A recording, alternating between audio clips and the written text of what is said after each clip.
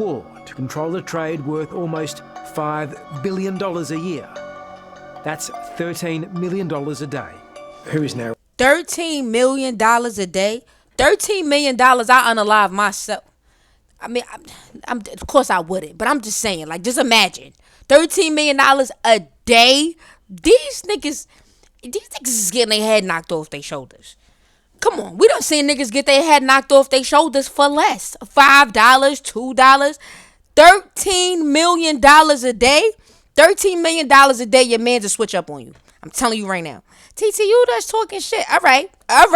Okay. All right. $13 million, I switch up on you. Shout out to my lads. They talking about shout out to my lads. They ain't talking about nothing. I have my lads come in your crib and do all type of shit.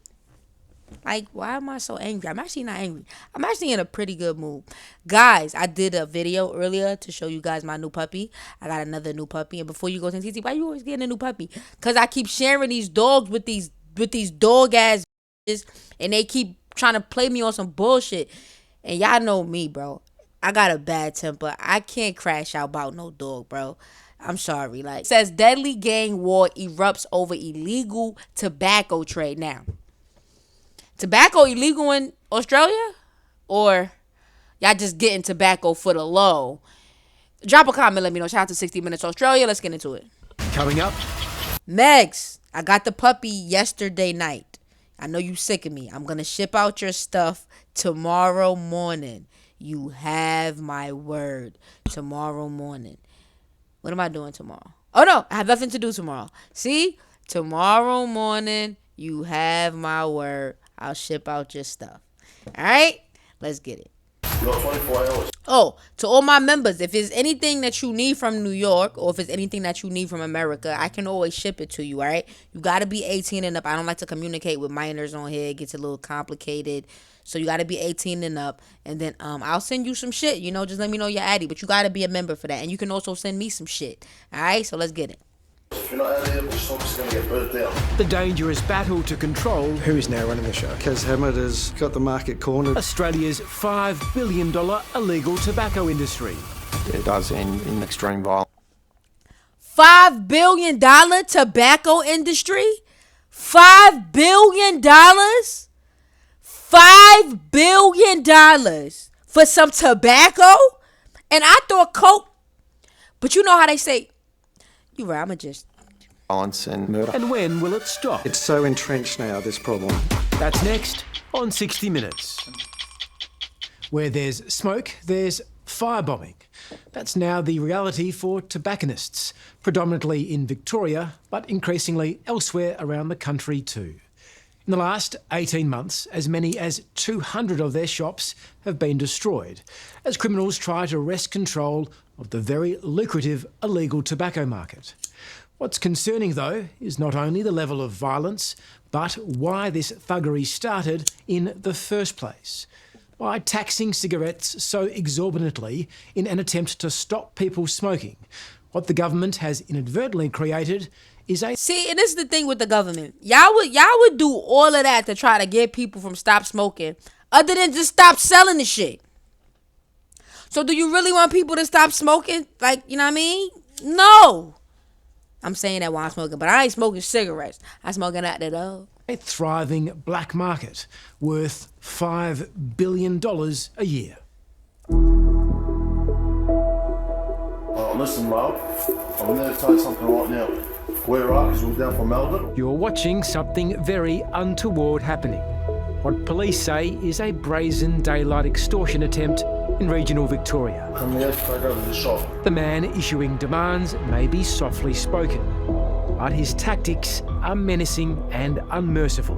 You've got 24 hours. If you're not out of here, the shop's going to get burnt down. According to detectives, this is now regular business. Yo, could you imagine you worked your whole life and it's like, I get it, I don't get that part of it. I don't get stealing and robbing. No, those are two things I just don't like. Those are the two things I just feel like, bro, if you gonna get it any other way, not that way. You know what I mean? Don't go stealing some other man shit. To me, that is crazy. Imagine working your whole life for a business and some thug just comes in and just take your shit from you. Nah, gang, niggas would have had to kill me. No funny. I'm sorry. I'm one of those people. Like I told my show the other day, she like, oh, you know, a lot of planes is falling out the sky in America. She like, you sure you gonna get on a plane to go see the lads? I said, listen, if I was supposed to die to go see the lads, then that's just what it's supposed to be. In the state's tobacco wars. So you got to give me the keys and close down the shop right now. The owner refused the demands. Days later, their shop was torched. A raging inferno. Just one of hundreds of businesses firebombed in the last 2 years. The glass doors blown out. And there's one reason for that. Out of the 1,300 tobacco shops in the state of Victoria, we suspect that the vast majority are selling illicit tobacco. With taxes pushing legal tobacco prices through the roof, criminals are now fighting for control of the lucrative illicit tobacco trade. Innocent people will be killed and more will be killed because we've got hitmen running around trying to kill targets. So, lad, you telling me, right, if I buy a box of smokes, I'm old school, right? I say a box of smokes. If I buy a box of smokes in Australia, right, you telling me I could flip that for how much? Not that I'm saying I would, but I'm just saying we're learning. This is for educational purposes only. We need to know what are the criminals doing so we know what not to do. That's criminal, you know what I'm saying? Tonight, the driving forces behind this bloody gangland conflict and the syndicates calling the shots. Nowadays, yo, lads, this is going to be one of them good-ass videos, yo. This probably going to be the only video I do today because I did a video with the dog. So watch this video, spark up, let's get lit. Running a store that sells tobacco is a dangerous business. If you do, you'll likely be in the crosshairs of one of 3 major crime syndicates. Leading the charge is this thug, Kazem Hamad, a man now considered the most dangerous gangster targeting Australia. He's very wealthy and he's very ruthless. So he has no shortage of soldiers who will do anything from steal a car, burn a tobacco shop, to shoot someone dead. Legendary crime reporter John Sylvester has been covering Melbourne's gangland for decades. But he believes Kazem Hamad heralds a new era for organised crime in the country. He has exploited the government's inability to control an industry. And so what's happened here is the government has hit smokers so hard with taxes that they have sought another avenue, which is black market tobacco, of which our man is the king of the kids. The king of the kids is a hell of an expression. Why has Kaz Hamad been able to have such control over other violent men? Well, Kaz may well have invented the perfect organised crime model. So what he's got is he now controls the actual production of a certain cigarette brand. So he produces it and gets his profit there. Yo, that lad getting money. You know what I mean? Like, his own production. Did y'all ever watch the Trap Lord video on Rollo? When we was talking about he got all the dog food. If y'all never did that, I'll watch it again with y'all because that shit is fire. I'll do a reaction video. But I say that to say that nigga allegedly, well, he got caught for his crimes, but I'm going to still say allegedly. That nigga allegedly was trapping out the block, right? Like a whole neighborhood. And allegedly, he purchased that same neighborhood that he was trapping out of. You know what I'm saying? Like, and I be telling these niggas, if you got the mind to hustle like that, you got to know how to open up a business and get it the right way. You know what I mean? If you got the mind, yo, I had to really tell myself that, like, yo, TT, if you got the hustle, because I used to work for T-Mobile, motherfucking Radio Shack, Best Buy, all type of shit. And I used to think, yo, if I got the hustle to put into somebody else's company, I could put that hustle into my shit. And here we are today. You know what I mean? He smuggles it into Australia. He distributes it. He then gets to the retail end of the market and then rips them off as well, demanding protection money. From the farm gate to the consumer's mouth, if you will. He's got the lot. And added to that, he is now overseas, so he's effectively built a moat around the castle. In a seeming failure of our justice system, Kazim Hamad built his crime empire while locked inside a Melbourne prison. Nah. And he did that shit while he was in jail, allegedly. That's crazy. Yo, what? Yo, Melbourne got the smart criminals. What's up? He'd spent nearly a decade in jail for drug trafficking and used his time there to plot and scheme. When Hamad was released in July 2023, he was deported back to his native Iraq. But the move backfired spectacularly. Oh, he's from Iraq. Oh, I wouldn't fuck with that lad. You know what I mean? He's not even a lad. He's from Iraq. What do they call him? I don't know. I wouldn't fuck with that. You know, I'm American, so you know when it comes to Iraq, and I mean, when you're an American, it's a little gray area there. You know, because it put him out of reach from our authorities. From his base in the Middle East, he continued to assert his dominance over the illicit tobacco trade, allegedly masterminding countless violent crimes, including scores of firebombings. If Victoria Police could get their hands on Hamad, they'd surely ask him about one of his biggest rivals in the tobacco wars, Sulaiman Abdul Rahim, also known as the Punisher. Well, the Punisher lived in denial, having been shot so many times and survived. The police call them cockroaches because you can't kill them. I'm still alive, bro. 8 shots later, I'm still alive. You're lucky. For months, Hamad and the Punisher mocked each other, as this phone call between the two gangland figures reveals. The Punisher had also gloated on podcasts and social media about previous failed attempts on his life. yo, what? Nah, this is crazy. 1, 2, 3, 4, 5, 6, and shot in the eye. But with a Yo, I'm sorry. Like, even with the whole 50 Cent getting popped 9 times thing, I just feel like, I don't even know, like, how bad can you be at what it is you're doing for you to pop somebody that many times and they still survive? I mean, of course, you don't question God, so what's supposed to be gonna be. But at the same time, we're humans, we have free will. Sometimes we could kind of, we mess up God's plan at times, because we do shit off of free will. And it'd be like, you had 8 shots. TT, you ain't no shooter. If I'm gonna do something to take someone and unalive them, I would assume that I would definitely get my practice on where 8 shots would not even be a thing. You get what I'm saying? It's like, how you gonna pop a nigga 8 times? He still survive. He gonna kill you. And you suck at aiming now or something. I don't know. Y'all just tell me what y'all think, bro. $1 million bounty on his head, many believed Abdul Rahim was a dead man walking. With walking around worried, when my time's up, I guess. The Melbourne's most hunted man executed in a brutal gangland hit. The murder of the Punisher is almost certainly fallout from the tobacco wars. And through his ruthless campaign of violence and standover, Kazim Hamad is now the undisputed king of Australia's illegal tobacco trade. Well, there's all sorts of violence going on in the market at the moment.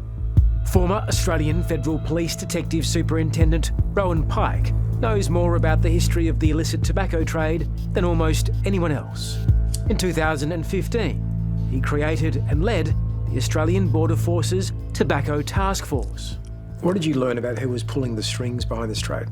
Primarily it was large Middle Eastern groups. Middle Eastern organised crime. Certainly here in Melbourne, and that their tentacles stretched out beyond the Victorian border, certainly into South Australia and New South Wales. In its infancy, before Kazim Shout out New South Wales. Hamad got his violent hooks into it, the illegal tobacco trade was a relatively safe affair, ruled unchallenged by the Hadara syndicate. They flew under the radar, and because it was a newish and growing crime type, they were largely left alone by law enforcement. How easy was it for the Hadaras to make big bucks? Oh, it was incredibly easy back then. There were few laws that really addressed the issue. Once these products were past the border, then there was really no one domestically who was capable and resourced to address the distribution of the illicit product. But without proper enforcement, syndicates went to war to control a trade worth almost $5 billion a year. That's $13 million a day. Who is now $13 million a day? $13 million, I unalive myself. I mean, of course I wouldn't, but I'm just saying, like, just imagine. $13 million a day? These niggas is getting their head knocked off their shoulders. Come on, we done seen niggas get their head knocked off their shoulders for less. $5, $2. $13 million a day? $13 million a day, your man's will switch up on you. I'm telling you right now. TTU that's talking shit. All right. Okay. All right. $13 million, I switch up on you.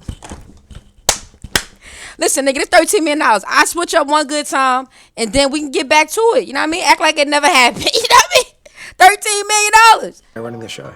Well, the Hadaras are still believed to be part of it. Kaz Hamid's obviously been involved, and two brothers from Altona here in Melbourne who my team actually arrested 10 years ago, the Dib and Hassan Barakat. They're believed to be large players in the market as well. The Barakats are the third major tobacco smuggling group in the market. And proving that point, on the very day this interview was taking place, a few kilometres away, another gang was spraying their house with bullets. Tell me about the Barakat brothers. We caught them importing via air freight millions of cigarettes. They were charged, convicted, sent to jail for only a year or two. Keep in mind, he said spraying with bullets. Once they got out, they obviously have continued their trade, and they're now believed to be very large players in it. The lack of meaningful punishment for those operating in the illegal tobacco trade has helped create the boom in both the black market and in violence. Like Kazim Hamid, the Barakats were released from jail, only to continue operations more successfully than before, highlighting an incredible policy failure at frustrated police are now calling out. Look, there's a number of factors that have fueled the current environment. The absence of a licensing scheme here in Victoria is certainly one of those, the absence of an effective enforcement regime. Detective Superintendent Jason Kelly is the head of Victoria's Anti-Gangs Division. He says the increase in the tax applied to tobacco has inflamed the problem. The gap. Well, maybe if the government understood that it's enough money for everybody and stopped trying to take the money over themselves, then shit would be better. That's how I feel. That's my take on it. If niggas start commenting on my shit, you know, the others are commenting on my shit, be on something. Oh, they breaking the law. Niggas is getting money and trying to survive. Straight like that. Niggas is getting money and trying to survive. I'm sorry. Shit is hard out here, B. You know what I mean? I don't judge nobody. Get your money. Unless you hurting kids or doing something to women that you ain't got no business doing, or doing something to men you ain't got no business doing, then, you know what I mean? Get your money. Because let me tell you something. Ain't nobody going to get it for you. You understand what I'm saying? Between the illicit product and the legitimate product there is a... And yes, I am a little faded. But so what? Smoking some tree, talking to my lads, I'm chilling. How much minutes we got left in this video? It's a long ass video though, for real, lads. No funny. 9 minutes? No way. All right, whatever. Drop a comment if you still here. 9 minutes in. You got to drop the comment at 9:46. I'ma know if you still here, because I'ma see the 9:46 stamp. And I'ma fuck with you if you still. I ain't gonna lie. That's gonna make me smile. No cap. Fairly significant gap, and serious and organised crime have leveraged off the fact that they can import illicit tobacco and pay minimal amounts of money, which competes then, of course, with legitimate packs of cigarettes and tobacco. Why are these syndicates moving away from drugs to illicit tobacco? Historically, organised crime has seen it as a low-risk, high-reward environment. The penalties of being caught with illicit tobacco or vapes He just said, why are the criminals engaging in illegal activities with tobacco instead of drugs? He also said that they're making $13 million a day. What kind of question is that? $13 million a day? $13 million a day, I'll put down the drugs and sell tobacco too. What the fuck is we talking about here? Probably weren't where they needed to be. It's virtually impossible to stop, and perhaps we should be looking at other ways to turn off the tap instead of just mopping up the mess at the end. And as you'll see, it's a mess that is leaving innocent lives at risk and pushing legitimate business owners to the brink. I am terrified to speak out against this. See, now let me tell you what I would have did, right? So a nigga would have came to my shop. Oh, I'm taking over your shop. All right, bro. All right, I'm gonna come back. Your shit gonna be burned. All right, bet. Now when you come back to your shit, cause I'm gonna find out. Now I'm gonna know who you connected to. I'm gonna check every camera, all that. Now when you go back to your shit gonna be burnt straight like that. That's what I would have did. TT, two wrongs don't make a right. It really don't. But at the same time, it's like, you're not gonna play with me like that. Like, come on, I done put my whole life into this shop. Like, nah, bro. Absolutely terrified. It has taken years for me to build the courage to speak out about it publicly, and I feel that the end is near anyway. Victoria is in the grip of the most explosive gangland war Australia has ever seen, with increasing fire bombings, standover tactics, and the recent murder of an innocent woman, Katie Tangi, after an arsonist torched the wrong house. An innocent young... No way! He burned up the wrong house? That's crazy. That's crazy. Yo. Woman trapped inside. The tragic death was, according to veteran crime reporter John Sylvester, totally avoidable. Anyone with a brain knew this was going to happen because we have a legal product in tobacco and we have smokers who are sick of paying so much tax.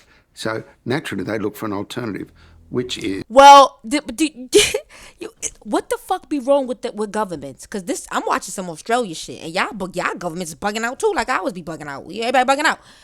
If that's the problem, right? How about lower the taxes? Then the criminals wouldn't make no money, right? Because now people could just go get it the right way. But no, you niggas want to be greedy. You see what I'm saying? I had somebody tell me the other day, TT, are you afraid to say some shit? Because then, you say the wrong things, somebody might knock your head off your shoulders. Let me tell you something. If my head's supposed to get knocked off my shoulders and that's supposed to be it, then that's just what it is. Now, am I going to sit there and let it? Hey, knock my head off my shoulders? Absolutely not. I'm going to try to defend myself. But if that was supposed to be, then that's just what it's supposed to be. Let me tell you something. You know how they say God don't put you through nothing you can't handle? That is absolutely true. So whatever you're going through, you already got through. You just got to handle the storm and go through it. Follow me, right? Because of that, and because I believe that, I refuse to let anything scare me. Because whatever's supposed to happen is going to happen. It's like, come on. I did the hood vlog. My shorty like, oh, why would you go to the hood and then he's beefing with that hood and then y'all walk through that hood? What if something? I said, whatever's supposed to happen was going to happen. It don't matter. Whatever's supposed to happen. If I could go to the store, buy M&Ms. If my head gets knocked off my shoulders, if that was supposed to happen, then that was going to happen. You got to understand that your life is already written for you. Your life is already written for you. That's why you don't go through nothing that you can't handle. Duh. Is you just understand? I just had to give y'all some knowledge real quick. Back to the ghetto shit. Now, drop another comment if you still here. Yo, it's only 2 minutes past. 9, 10, 11. I'm high. I got it right, though. Is the illicit tobacco. The government has done that. You say the problem was entirely foreseeable. Where does responsibility lie? Multi-levels. Like, for example, putting heavy tax on smoking was done for two quite legitimate reasons. Raise revenue and, secondly, discourage people from smoking. So governments and authorities would look and go, wow, our excise is down. That means people aren't smoking. But if you go... Y'all don't care if people smoking or not, because if you did, you just wouldn't sell the product. You raise the taxes because you know people like cigarettes. You know people like tobacco. You know people going to buy it. You raise the taxes to get more money because your government is greedy. Did I make it? Give me a Kobe. Go and look at the wastewater analysis, the nicotine is still there. The idea that smoking has dropped dramatically, that's sullied by the fact that many smokers are now getting their product from illicit sources. That black market has created an all-out gang war in Victoria, a conflict that is now spreading across state lines and leaving a trail of destruction and death in its wake. Officers from the state's Tobacco Task Force diving into Adelaide's underbelly. With authorities having booted Kazim Hamid, the biggest player in the conflict, from the country, he's now calling the shots with impunity from his hideout overseas, seemingly beyond the reach of Australian authorities, like Detective Superintendent Jason Kelly. Is it frustrating for someone like you, a senior police officer, having someone like Kaz Hamid safe and sound in Iraq, running a huge criminal business here in Victoria? Historically, a decade or so ago, organised crime was very a localised state or national issue. Now, organised crime, you can be offshore anywhere in the world with encrypted devices, conducting your business. How are these offshore crime bosses commissioning arsons, shootings, even murder? One of the trends in recent times is this air tasking by organised crime. People are picking up those tasks and committing crimes for as little as $500 or $1,000. And some of the... What are you talking about? As little. People are committing crimes for as little or $1,000. $1,000 is little, nigga. Niggas are, yo, are you dumb? Eggs is $20. Niggas need that 1,000. What is he? Oh, well, eggs is $20 out here. How much is eggs out there? I forgot. I'm talking to the lads. The people that we've apprehended from as young as 14 years of age. Sorry, you said there was people as young as 14 being commissioned to do these crimes. Correct. So we have had 14, mate. 14. I'll holler at you. A number of arsons committed here in Victoria by youth or children who have taken that job and executed those arsons. I am terrified to speak out against this, absolutely terrified. It has taken years for me to build the courage to speak out about it publicly. Sam is a I don't respect your courage because you're not showing your face. And before you go, maybe he's scared. Whatever's supposed to happen to you, supposed to happen to you. convenience store owner who refuses to sell illegal tobacco. And that's made her a target for the gangs. So we've had to protect her identity. We want this tobacco wars to stop because of the fear in the community. I'm sick of driving past firebombs. Oh, it's a female. I take it back. Females can't be scary. Like, she can't be cowardly or anything like that. Yes, I'm choosing a side. I'm a woman first. I mean, lads, I got to pick one side at some point, So I take it back. Speak your piece, young lady. I can't believe that's what she going through. I know it's messed up. That's how that work, right? But that's how it be, though. That's for real. At least I don't bash men like how academics bash women. I don't do that. But I gotta say that, I gotta give it to her. It's okay that she blurred out her face. Bombed buildings and having to look at old buildings falling down in my area because of the amount of fire bombings that has happened. I can't believe that government and everyone that's involved in this is just simply allowing it to happen.